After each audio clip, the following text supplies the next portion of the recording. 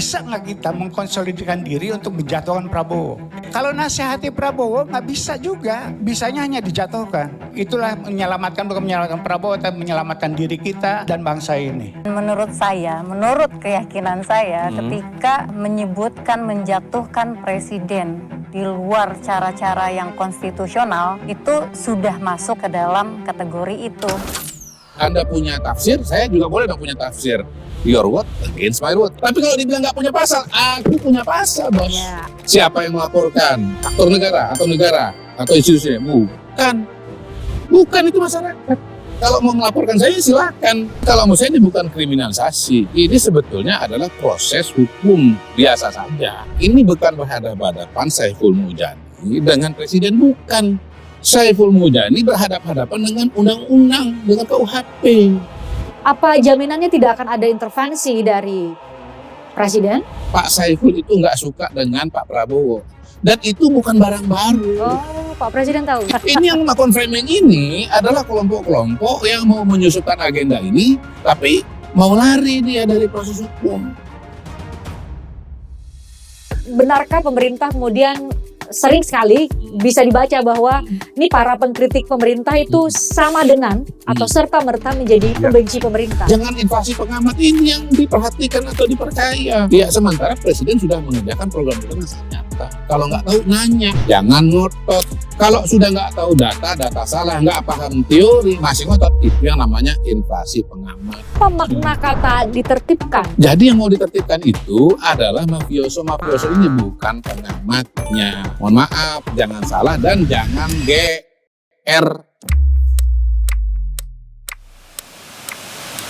Benarkah para NGO, lembaga-lembaga swadaya masyarakat itu menjadi medium? Data yang muncul kan ada aktor-aktor asing yang berinteraksi, kemudian juga memfasilitasi aktivitas-aktivitas tertentu, kan ada data itu. Saya belum lihat. Mungkin mau dikasih sekarang? Hah? Mau dikasih sekarang? Ada. Dan itu bisa dipertanggungjawabkan. Ya, kita sampai di kata data ada dulu deh. Jadi abang melihat bahwa memang ada satu langkah besar, ada kelompok yang memang menginginkan Pak Prabowo itu berhenti di tengah jalan.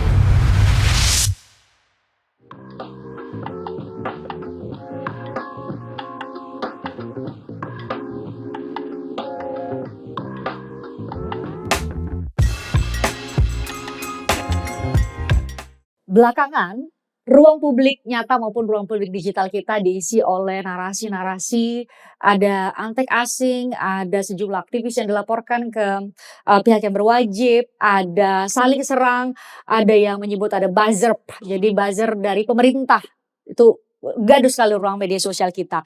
Saya sudah bersama dengan Kepala Kantor Staf Presiden. Singkatnya Kasab. Kepala Staf Kepresidenan. Kepala Staf Kepresidenan. Nomenklatur yang tepatnya itu ya Bang. Terima kasih sudah berkenan untuk hadir. Sama-sama, long time no see. Long time no see. Terakhir sih beberapa bulan lalu, tapi nggak sempat ngobrol di luar dari acara waktu itu di salah satu universitas. Terima kasih. Udah hadir. Waktu itu rambutnya pendek, saya masih pendek. Ciri khasnya Christian. Iya. Kalau rambut panjang kayaknya namanya ganti ya. Iya sih, harus ganti memang. Sama seperti sekarang ada pergantian rezim pemerintahan dan saat ini Muhammad Kodari ada di bagian menjadi bagian dari pemerintahan. Bang, udah lama kok. Oh gitu ya. Pergantian rezim masalah baru. 2024 sih, sekarang 2026. Iya, setahun setengah. Iya, tapi sepanjang tahun itu Bang, saat ini saya mau mulai dengan yang baru terjadi, yaitu pelaporan terhadap sejumlah aktivis gitu ya. Kenapa ini menjadi penting? Karena framing yang terbentuk adalah kalau aktivis dilaporkan, apalagi kemudian ada dugaan dari sejumlah aktor negara dan staf-staf abang juga sih di KSP yang mengatakan bahwa mereka melakukan makar nih. Ini kan dugaan yang sangat-sangat serius. Artinya kemudian apakah negara saat ini, dalam hal ini pemerintah Bang, itu tengah seperti istilah para sejumlah aktivis menyebut messenger, jadi mencoba mendegradasi atau mendelegitimasi mereka yang kritis terhadap pemerintah untuk berhindar dari kritik yang mereka sampaikan. Ya enggak dong, enggak lah. Jadi kita punya variabel orang yang menyampaikan, tapi juga kan ada variabel yang disampaikan. Tambah lagi variabel peraturan konstitusi, undang-undang dan seterusnya. Jadi kalau kaitannya dengan Saiful Mujani kan yang dimaksudkan. Ya. Saiful Mujani, Islah Bahrawi. Pak Saiful itu kan menyebut turunkan pemerintah kan di tengah jalan ya, kira-kira begitu. Turunkan Prabowo sekarang. Nah, kalau kita kembali kepada konstitusi kita, ada 2 mekanisme yang diatur di situ. Pertama, mengganti atau menurunkan presiden lewat mekanisme pemilu. Seandainya Pak Saiful misalnya begini, kita turunkan presiden nanti 2029 lewat pemilu, gitu. Kita pilih yang lain, jangan Prabowo. Saya kira nggak akan timbul terminologi makar dan yang lain-lain. Gitu. Saya tidak menyebut makar ya. Pada hari ini saya cuma bisa katakan itu inkonstitusional. Nanti kita sampai ke soal makar. Kenapa inkonstitusional? Ya karena tidak sesuai dengan konstitusi. Nah, jalan kedua untuk menurunkan pemerintah atau presiden, mengganti presiden, itu adalah dengan impeachment. Nah, dalam konteks itu, pada forum yang sama, ada figur namanya Ferry Amsari. Dia mengatakan ganti presiden, bahkan wakil presiden, satu paket. Karena dia nggak mau nanti kalau presiden turun, kemudian gantinya Gibran. Jadi turun dua-duanya. Apakah Ferry Amsari disebut makar? Enggak. Disebut inkonstitusional? Enggak. Karena apa yang dia sampaikan itu sesuai dengan konstitusi kita. Gitu. Nah, kenapa kemudian soal menurunkan di tengah jalan itu bermasalah? Pertama, memang kalau kita lihat KUHP, ya terutama yang baru ya, pasal 9190, saya nggak bawa catatannya. 191 ya? Saya ingatnya 190. Okay. 190 itu kan di situ dikatakan bahwa makar itu, kan ada 3 jenis makar ya sekarang kalau bicara KUHP yang baru. Pertama, menumbangkan pemerintah, melawan negara, kemudian yang ketiga, presiden dan wakil presiden. Ya, makar terhadap RNKRI, makar terhadap Betul. presiden dan wapres, dan makar terhadap pemerintah. Betul. Nah, kalau bicara presiden atau wakil presiden itu ada kalimat pertama itu, tapi bukan cuma, tapi ada juga membuat presiden dan atau wakil presiden tidak bisa menjalankan tugasnya. Di situ ada, baca. Ya. Tidak menjalankan tugasnya ada ya. Benar, Ya, nanti kami tampilkan secara full. Iya, teman secara full. Pasalnya. Ya. Nah, sekarang begini, saya kasih ilustrasi ya peristiwa yang terjadi bisa terjadi di lapangan. Misalnya Pak Saiful Mujani mengumpulkan massa atau ada di suatu massa lalu kemudian pidato seperti itu. Dan ini terus bergelombang lalu kemudian membesar. Ada massa yang berkumpul lalu datang ke istana. Anggaplah presiden ada di istana pada waktu itu. Lalu kemudian massa ini beringas. Ketika massa beringas lalu kemudian terjadi Nah jangan dibilang ya tidak mungkin kan. Kita udah lihat lah dalam beberapa kasus yang namanya ini bisa terjadi. Contohnya misalnya Ade Armando kan pernah oleh massa. Betul, saat demonstrasi di DPR. Di depan DPR ya. Nah, massa itu kan problemnya apa? Dia kan punya jiwanya sendiri. Di mana jiwa-jiwa individu itu kan tenggelam. Jiwa massa katanya. Nah, ketika jiwa massa itu berbeda dengan jiwa individu karena begitu masuk ke dalam massa, individu itu kehilangan identitasnya. Kehilangan responsibility-nya dan dia bergerak berdasarkan massa.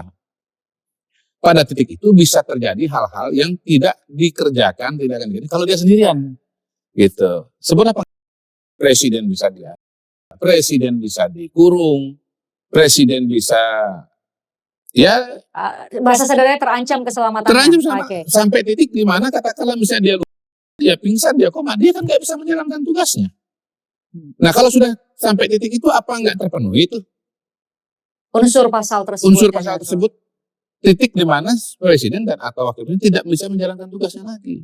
Menurut saya analisa kita harus luas sampai ke arah sana. Begitu. Nah kalau kita bicara massa kan, jangankan saling itu juga bisa terjadi gitu loh. Kenapa? Karena dia sudah massa. Nah pada titik itulah kemudian ini jadi problem. Bisa masuk pasal makar. Tentunya saya di sini tidak berpotensi sebagai hakim ya. Tapi saya baca pasalnya. Saya lihat runtutan peristiwa yang bisa terjadi. Kok kayaknya bisa masuk gitu. Nah yang kedua begini Christian. Kalau kita bicara bangsa dan negara Indonesia. Kenapa kita punya konstitusi? Itu karena kita mau punya koridor. Yang bisa dikelola dengan baik. Tentu dengan belajar dari pengalaman negara lain. Untuk melakukan pergantian presiden.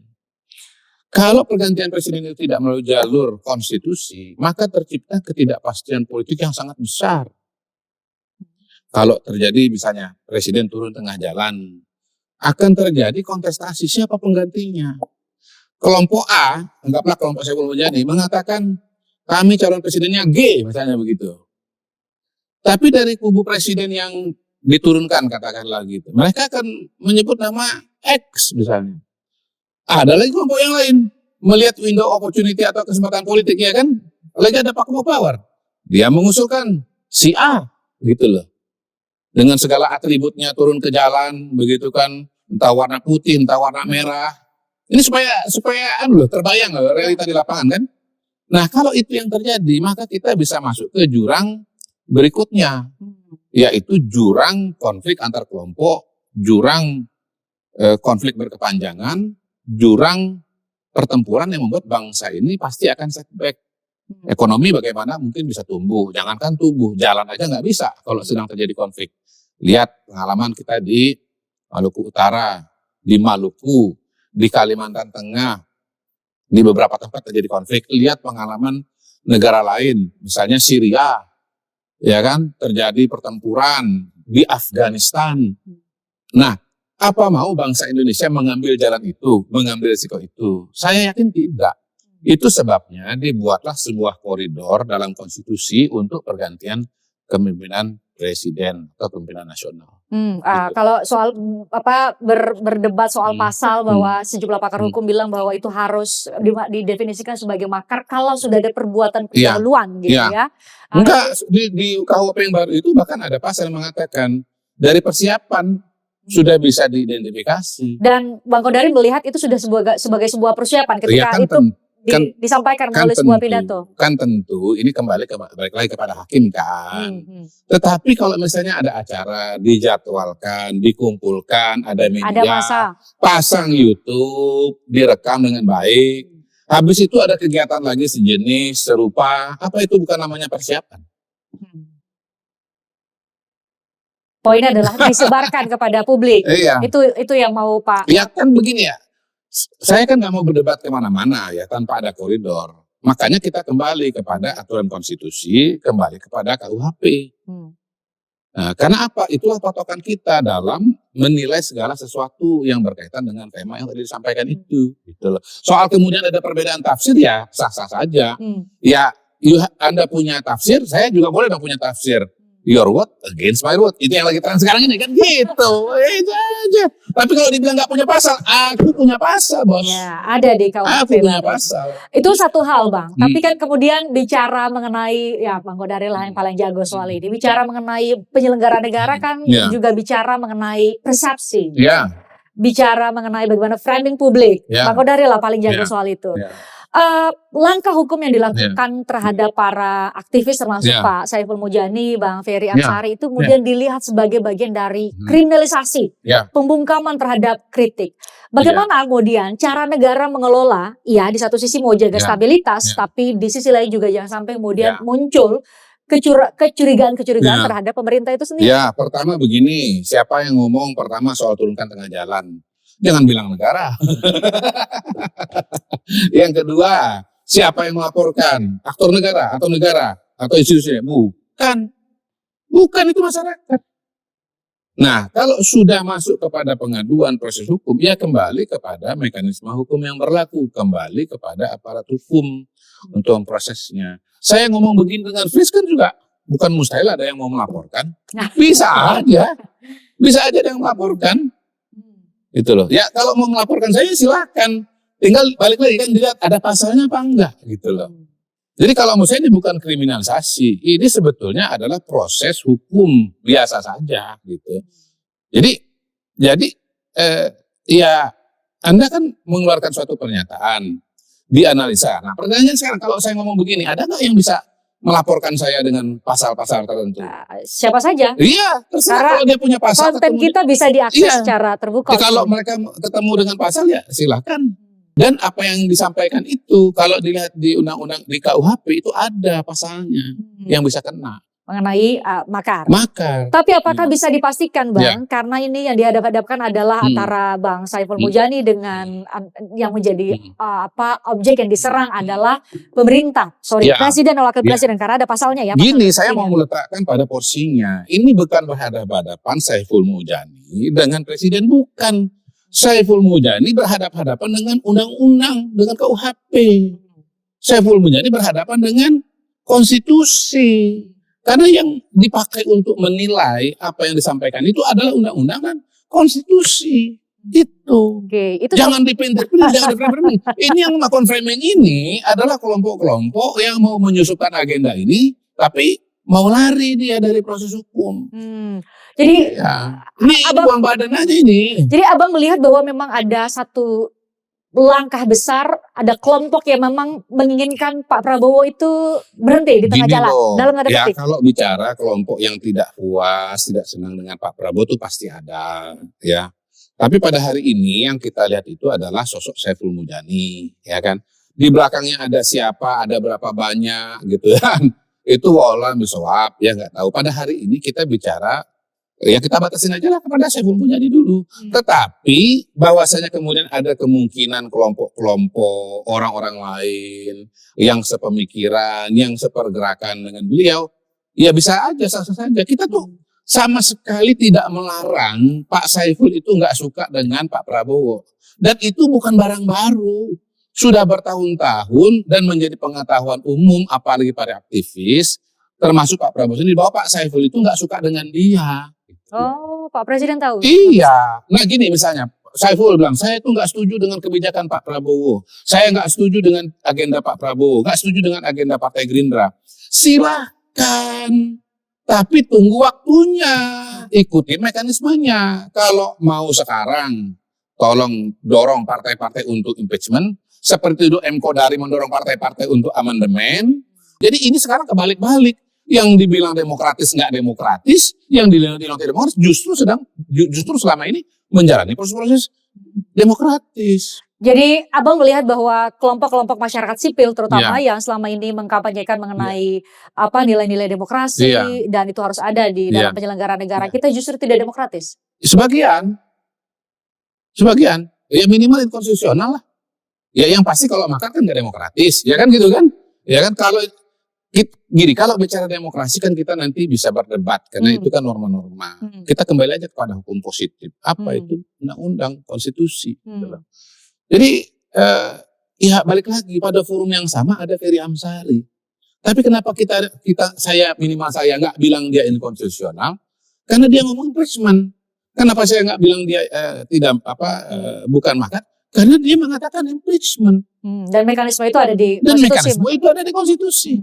Bang, apa jaminan bahwa kalaupun berproses secara hukum memang ada pasalnya, kemudian akan diproses oleh para penegak hukum.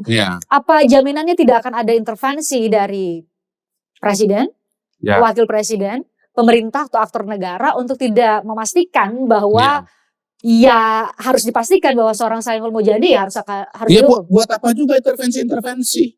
Satu pasalnya ada. Yang kedua proses hukum ya berjalan saja dengan apa adanya.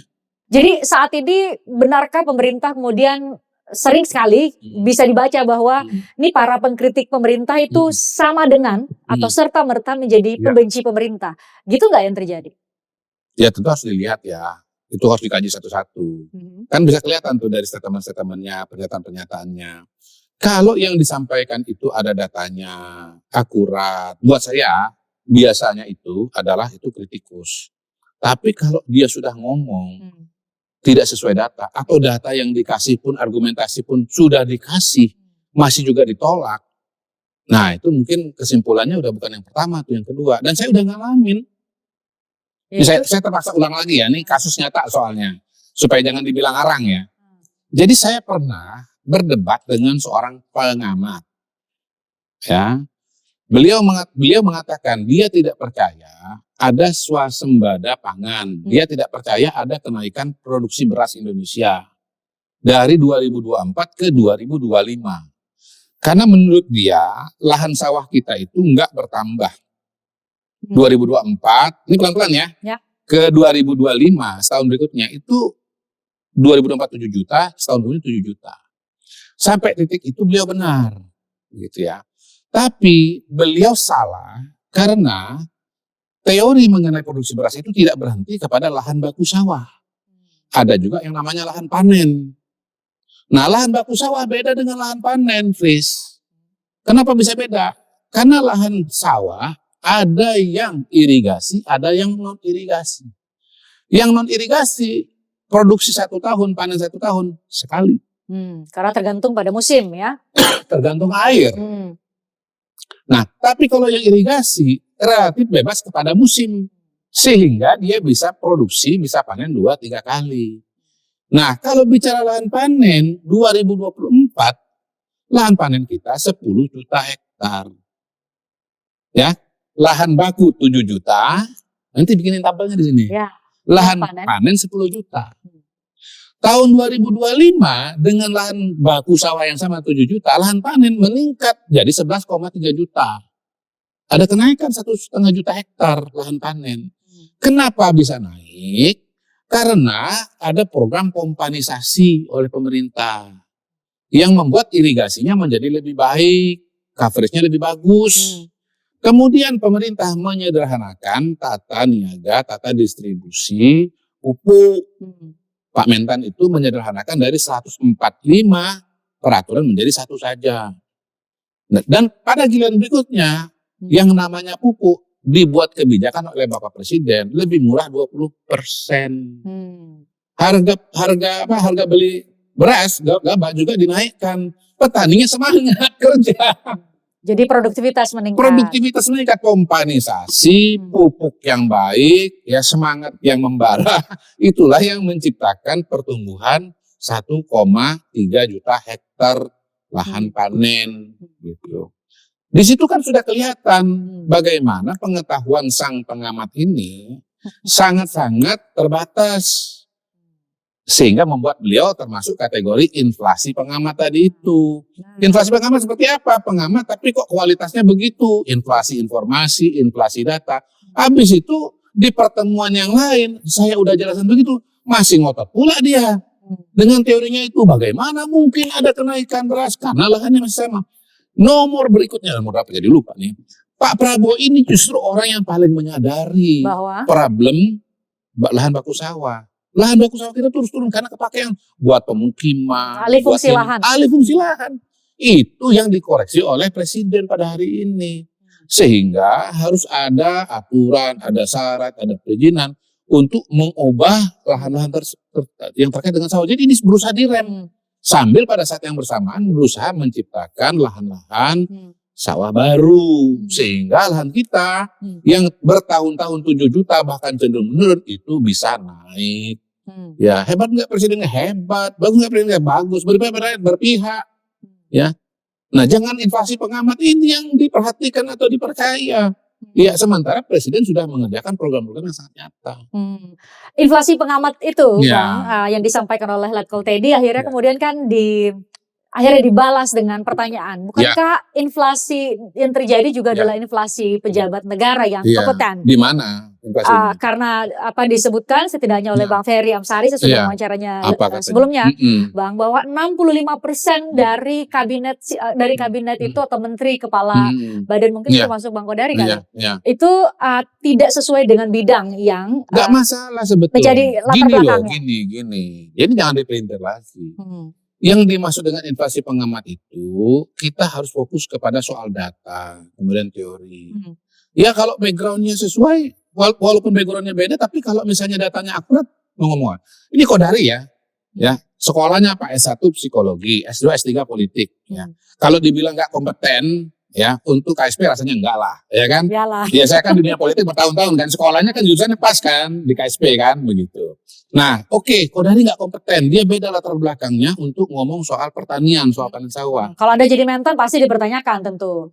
Iya pasti bertanya. Atau begini, saya sebagai pengamat aja lah, anggap saya jadi pengamat gitu. Saya mau disoal, wah backgroundnya ini nggak sesuai, dia inflasi, nggak bisa. Saya bukan inflasi pengamat, saya pakai data, Pak. Saya pakai data, Bu. Saya pakai data. Dan mohon maaf, saya ini pembelajar. Saya bisa ngomong begini karena saya berteman dan tanya dengan ahli pertanian. Teman saya UNS Solo. Nah, disitulah saya jadi tahu bahwa untuk panen itu ada 2 teori. Teori lahan baku sawah dan teori lahan panen.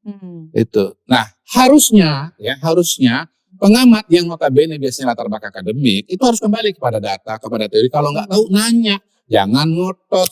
Kalau sudah nggak tahu data salah, nggak paham teori, masih ngotot, itu yang namanya inflasi pengamat. Jadi di pemerintahan nggak terjadi namanya inflasi pejabat menurut Bang Ya, Kodari? kualitas pejabat kita, kinerja juga kan bervariasi. Tentu dievaluasi, tentu dikoreksi. Ya, tapi kalau balik lagi kan, pengamat boleh mengkritik pejabat, ya, tapi berikanlah data yang akurat. Anggaplah pengamat tadi mengkritik Mentan ya, Menteri Pertanian ya. Ya sekarang pertanyaannya, tanyalah dengan ahli pertanian di kampus. Itu ahli pertanian akan ngomong yang benar pengamat hukum tadi, yang ngomong soal pertanian tadi, atau Menteri Pertanian. Saya yakin yang dipercaya itu adalah Menteri Pertanian. Kenapa? Karena memang itu teori dasar kok di dunia pertanian. Apalagi Pak Mentan, ya selain sekolahnya pertanian, dia mantan penyuluh pertanian. Ini orang lapangan banget. Jadi narasi inflasi pengamat itu bukan serangan balik untuk mendegradasi para pengkritik pemerintah, bukan? Bukan, itu untuk mengingatkan kita semua untuk menjadi lebih proporsional dan berfokus kepada pentingnya data dan teori. Jadi ngomong itu enggak asbun. Nah, ngomong asbun itu bahaya. Kenapa? Menimbulkan salah persepsi, salah opini, ya, menimbulkan ketidakpastian, menimbulkan masalah-masalah. Ya kita fair aja lah, yang namanya pengamat itu kan dia punya pengaruh. Dia didengarkan, ditonton, dilihat, dijadikan acuan. Nah, kita ini kan mau semua kebijakan publik itu sebisa mungkin mendapatkan dukungan dari stakeholder supaya bisa berjalan dengan maksimal, dengan optimal gitu. Nah, ngomong-ngomong soal produksi pertanian, ya nanti yang marah bukan Pak Mentan, tapi para petani yang notabene adalah para pekerja yang profesinya di bidang pertanian. Karena tuduhannya kan kalau untuk konteksnya beras tadi kan kenapa ada jumlah demikian yang bisa diklaim oleh Mentan kan salah satunya adalah dugaan bahwa ini semuanya isinya adalah impor aja gitu, nggak diproduksi dalam negeri. Kan ada sejumlah data yang disampaikan setidaknya oleh ya, data itu kan juga bisa dicek dari berbagai sumber kan. Ada bisa BPS, data dari luar. Data tuh banyak kok sumbernya. Nanti saya kirimin dari sini datanya ya, supaya bisa kami tampilkan dan menjadi data pembanding. Ya, oke. Bang Kodari, tampaknya Presiden sangat-sangat memberikan concern terhadap keberadaan para pengamat. Bahkan dalam satu rapat kan Pak Presiden bahkan menggunakan istilah yang saya yakin dan saya berharap Bang Kodari bisa mengklirkan apa yang dimaksud oleh Presiden. Presiden bilang bahwa ya saya tahu pengamat-pengamat ini mereka punya memperjuangkan kepentingan tertentu, mungkin bisa jadi karena dulu yang suka korupsi udah gak bisa korupsi di zaman saya, dan saya tahu saya akan tertibkan. Ya, oke. Apa makna? Pertinyi ini apa? Pertanyaannya adalah apa makna kata ditertibkan yang disampaikan oleh Presiden? Oke, yang mau ditertibkan itu bukan pengamat, yang ditertibkan itu adalah para koruptor. Nah, itu dia. Makanya hati-hati. Konteksnya salah. Iya. Jadi persepsinya bukan persepsinya yang salah. Ini persepsinya ini ditwist. Halal bihalal. Sebelum pengamat ditertibkan. Itu kan twist.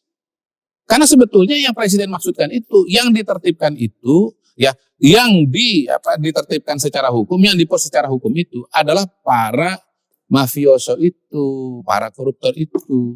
Jadi yang mau ditertibkan itu adalah mafioso ini, bukan pengamatnya. Mohon maaf, jangan salah dan jangan GR. Karena Bang, kenapa itu dikaitkan ya? Narasi Presiden dikaitkan narasi Presiden yang bilang bahwa saya akan tertibkan, penggunaan istilah tertibkan, karena kan dibaca dalam konteks kacamata yang lebih luas bahwa Presiden bagaimanapun adalah kepala pemerintah dan kepala negara sekaligus di Indonesia, yang tentu ia juga membawahi intelijen. Sehingga diduga karena tidak lama dari pernyataan Presiden mengatakan bahwa saya akan tertibkan para pengamat-pengamat itu tuh tidak lama terjadi kejadian penyiraman air keras aktivis wakil koordinator kontras gitu. Sehingga kemudian diduga ini menjadi sinyal yang ditangkap oleh salah satu badan intelijen di negara ini yaitu TNI untuk bisa melakukan operasi terhadap para aktivis. Itu kan dugaan. Itu bisa benar bisa salah kan. Pertama begini, saya mau kasih konteks lagi. Konteks itu sangat penting loh dalam kita melihat peristiwa-peristiwa. Peristiwa serangan-serangan itu terjadi pada setiap periode presiden. pada masanya Bu Mega itu serangan kepada almarhum Munir. Kemudian pada masa SBY dalam konteks yang berbeda ya, serangan sejumlah anggota Kopassus kepada napi di LP Cebongan di Yogyakarta, dieksekusi. Kemudian pada masa Pak Jokowi ada serangan kepada Novel Baswedan. Nah, sekarang apa bisa kita mengatakan, wah ini memang pemerintah ini tidak demokratis, pemerintah ini otoriter, pemerintah ini musuhin aktivis. Gara-gara satu peristiwa ini. Ketika peristiwa itu terjadi pada semua rezim, pada semua pemerintahan. Mau SBY, mau Jokowi, mau Ibu Megawati, terjadi semua. Nah yang kedua, kembalikan saja kepada proses hukum. Ya, kalau memang itu adalah aktor intelektualnya, adalah pelakunya dan aktor intelektualnya adalah memang itu, ya itu. LP Cebongan, ya jangan dibilang bahwa tidak mungkin ada yang namanya inisiatif. Ada inisiatif. Dia dendam pribadi karena orang yang dibunuh oleh yang di LP itu adalah seniornya sesama di Kopassus. Jadi ya yang namanya inisiatif itu bukan mustahil terjadi gitu. Karena Bang dalam konteks yang tadi kasus-kasus yang Abang sebutkan tadi ya, dari masa ke masa dari setiap presiden tuh punya kasus-kasus yang kemudian membuat publik itu mudah mengarahkan telunjuk tangan itu ke arah aktor Saya nggak negara. bilang publik ya, dari media tertentu, tokoh tertentu, aktor tertentu. Sejumlah pihak. Bagus, terima kasih. Kita sepakat ya. Jangan bilang publik ya. Setelah ini kita akan menggunakan sejumlah pihak. Akhirnya bagi sejumlah pihak gampang untuk menyampaikan narasi bahwa ini pasti aktor negara. Jelas itu adalah kesalahan besar. Pak Prabowo tuh marah. Dan beliau mengatakan diproses saja. Pak Prabowo juga dirugikan kok. Apakah kemudian ini betul-betul inisiatif lalu kemudian atau ada yang bermain dan seterusnya. Intinya Pak Prabowo itu dirugikan. Tidak ada keuntungan sama sekali buat Pak Prabowo untuk membuat orang-orang ini diserang. Nggak ada keuntungan sama sekali buat apa? Rugi besar. Kita coba geser sedikit perspektifnya Bang. Kalau itu kemudian bisa dimaknai bahwa dengan melakukan penjara menarik keras terhadap aktivis Yandri Yunus, itu adalah sebuah pesan kepada para pengkritik pemerintah untuk mereka meredam kekritisan mereka. Itu masuk akal atau tidak? Ya balik lagi. Sekarang siapa? Kan bukan mustahil juga ada mafioso di situ. Mereka ini kan ditindak oleh Pak Prabowo. Mereka melawan nggak? Sangat mungkin. 6 juta hektar. Minum dulu. Sangat luas dong. Lahan pertambangan dengan kalori yang begitu tinggi, dengan pendapatan yang begitu besar. Mungkin nggak melawan? Mungkin. Mereka-mereka yang menjual sawit, minyak sawit keluar dengan mengurangi jatah dalam negeri. Mereka dirugikan. Apa nggak mungkin mereka juga bermain di situ? Itu yang namanya operation false flag itu.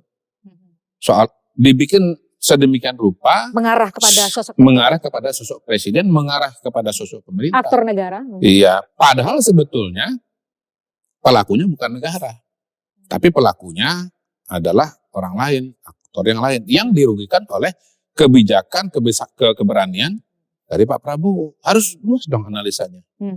Itu satu perspektif juga yang perlu disampaikan, dipahami oleh publik. Bukan sekelompok orang, termasuk sekelompok disampaikan orang. Kepada publik. Termasuk sekelompok orang. Ya, oleh orang tertentu, dalam hal ini saya. Ya, oleh Pak M. Kodari. Your word against my word tadi itu. Kan para pihak tertentu kan sering mengklaim bahwa mereka mewakili publik, ya kelompok besar. Tapi thank you Bang, itu oke sekali untuk dikoreksi bahwa sejumlah pihak nggak kemudian menggunakan generalisir kata publik, diksi publik. Oke, sejumlah pihak, sudah harus disiplin menggunakan istilah sejumlah pihak. Sejumlah pihak juga menyoroti narasi atau diksi atau istilah yang disampaikan oleh presiden mengenai antek-antek asing. Karena ini dilihat sebagai juga salah satu cara untuk mendelegitimasi, mendegradasi narasi-narasi yang mengkritik pemerintah. Yaitu dengan mengatakan bahwa NGO-NGO ini itu adalah antek-antek asing hanya karena menerima dana dari asing. Padahal pemerintah itu kerjasama dengan asing lebih banyak lagi, menerima dana hibah luar negeri dan banyak sekali program pemerintah yang dibiayai dengan bantuan asing. Jadi siapa antek asing sebenarnya? Begini, patokannya adalah kemajuan bangsa dan negara, kepentingan nasional kita. Kalau itu sejalan dengan kepentingan nasional, ya, tujuan negara apa? Memajukan kesejahteraan umum, mencerdaskan kehidupan bangsa, melindungi segenap bangsa Indonesia, menjaga ketertiban dunia. Maka kita bisa gunakan resources dari semua. Walaupun Bapak Presiden itu sangat menekankan pentingnya kita untuk bisa mengoptimalkan sumber daya dalam negeri. Supaya kita tidak tergantung asing dan kita tidak tergantung kepada situasi dan kondisi di luar negeri. Dan itu sudah balik lagi jauh-jauh hari dicanangkan oleh Pak Prabowo yang beliau laksanakan pada hari ini. Dengan kesabarannya loh ya, udah punya teori 10-20 tahun, dengan kesabarannya beliau menunggu sampai momentum ini. Untuk apa misalnya? Untuk kemandirian pangan. Beliau udah dari tahun-tahun lalu bilang, itu pompanisasi. Tapi pada waktu itu ada menteri tertentu yang tidak mendukung itu, sehingga akhirnya tidak terjadi. Itu satu contoh ya. Nah, yang kedua, kalau kita bicara mengenai kepentingan dan kondisi asing tadi itu, ya kita justru harus mengoptimalkan dengan asing sejauh inline dengan kebutuhan dalam negeri, dengan kepentingan nasional. Pak Prabowo menganalisa ini situasi dan kondisi energi, ada Selat Hormuz. Memang minyak bumi kita yang dari Selat Hormuz kita beruntung cuma 20%, bandingkan dengan Filipina yang 80% datang dari Selat Hormuz. Tapi kan Presiden juga harus menyiapkan plan B, plan C. Makanya beliau komunikasi dengan Rusia misalnya. Untuk apa? Untuk bagaimana supaya bisa dapat akses minyak. Gitu. Kerjasama dengan asing. Ya, kata-kata asing. Enggak. Kenapa? Justru beliau menggunakan akses itu untuk kepentingan dalam negeri. Untuk apa? Peralatan pertahanan misalnya. Beliau ketemu dengan Macron. Ya kan? Ketemu dengan Macron. Kenapa? Karena Prancis industri defense-nya salah satu yang berkembang dan maju. Nah, pada konteks itu, maka kemudian apakah Prabowo? Enggak. Karena untuk kepentingan dalam negeri, untuk kepentingan nasional, meningkatkan kemampuan pertahanan Indonesia. Tetapi kita juga bukan menafikan bahwa ada agen-agen dan kepentingan luar negeri yang ingin Indonesia itu lemah. Supaya apa? Supaya bisa diambil sumber dayanya. Kan kita tahu bagaimana mulai dari Pak Jokowi ya, berusaha agar Indonesia melakukan hilirisasi. Ya, agar produk-produk dalam negeri kita punya nilai tambah. Ya, khususnya tambang ya, kayak nikel. Gimana kita nggak ekspor nikel mentah, nggak ekspor tanah, tapi ekspornya dalam bentuk jadi yang nilainya bisa berkali-kali lipat. Nah, apakah kemudian di luar sana tuh senang bahwa pemerintah Indonesia menahan impor bahan mentah? Tentu nggak senang. Karena selama ini nilai tambah itu yang mendapatkan itu mereka. Mereka nggak senang. Karena yang mendapatkan nilai tambah mereka. Ya. Apakah kemudian mereka akan diam saja? Ya, tentunya mereka akan bergerak untuk bisa mendelegitimasi atau bahkan menjatuhkan pemerintahan ini.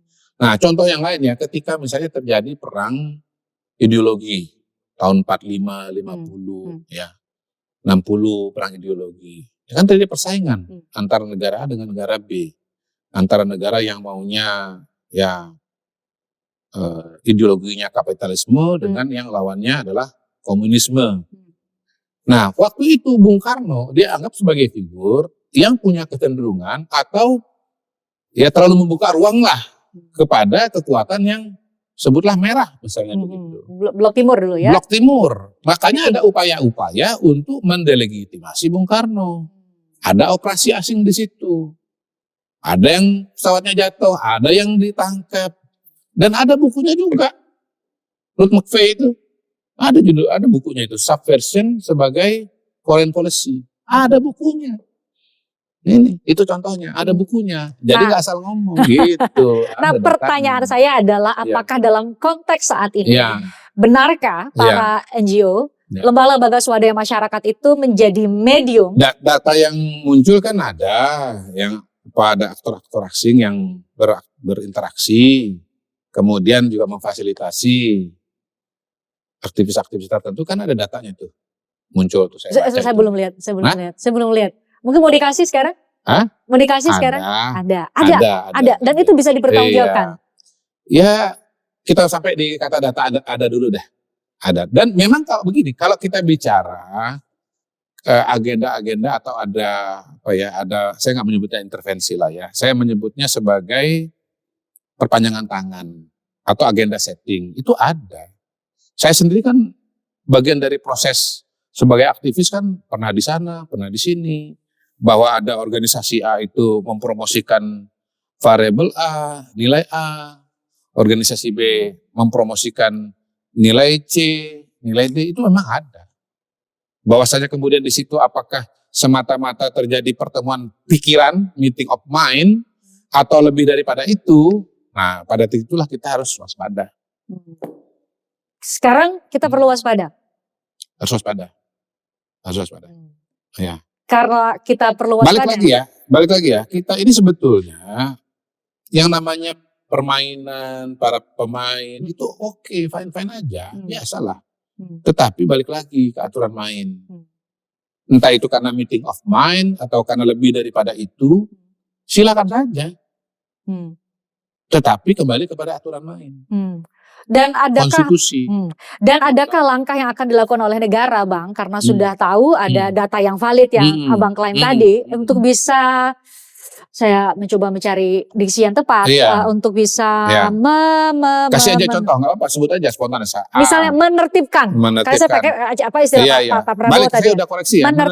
Menertibkan itu udah jelas salah kaprah. Saya udah koreksi dari awal. Jangan pakai lagi menertibkan. Karena menertibkan itu untuk mafioso. Untuk bisa memastikan bahwa lembaga swadaya masyarakat kita jangan sampai menjadi medium atau kanal kepentingan elit global yang pada akhirnya juga bisa mengganggu stabilitas pemerintahan dalam negeri. Kalau menurut saya kita kembali aja kepada aturan makro ya, aturan yang lebih besar, aturan konstitusi, undang-undang yang ada.